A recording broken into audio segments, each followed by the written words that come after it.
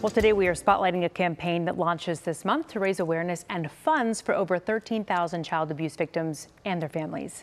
Here to share more about the Hope Yard Sign campaign is Irish Burge, the president and CEO of Dallas Children's Advocacy Center.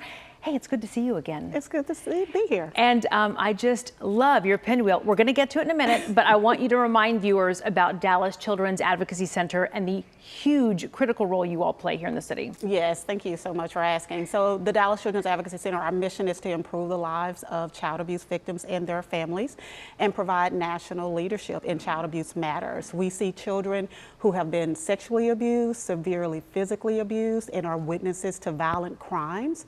Our most average client that we're going to see is a 14-year-old teenage girl that's been abused by someone she knows and loves and trusts.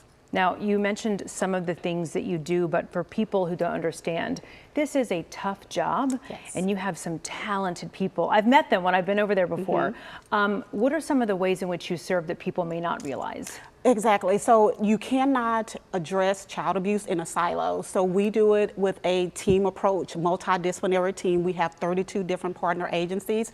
Our job is to actually interview the children and provide the therapy that these families so critically need, as well as the education.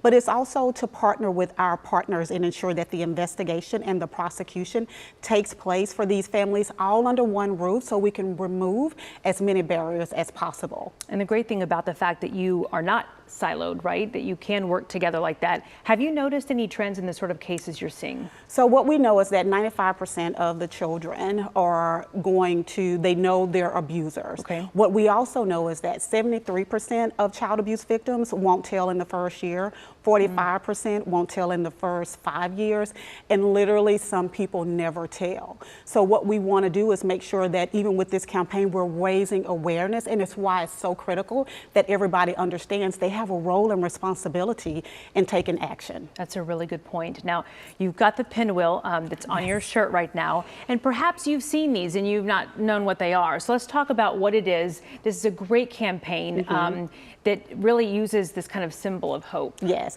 So not only is this our emblem for DCAC, but it is a national emblem for child abuse victims and their family. It says hope and it brings joy to them.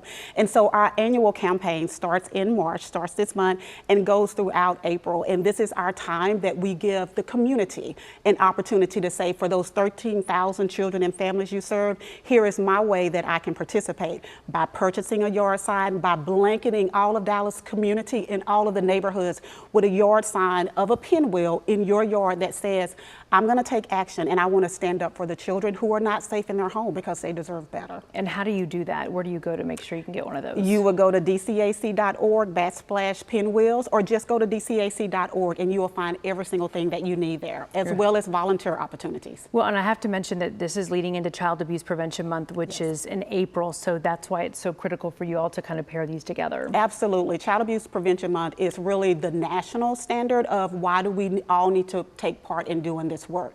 But this is also our way of starting early and really raising the awareness, so when we hit April, we're running full speed. Irish Burge, thank you very much. Good to see you again. We appreciate your help and what you're doing for Dallas. Thank you so much for having me. Okay.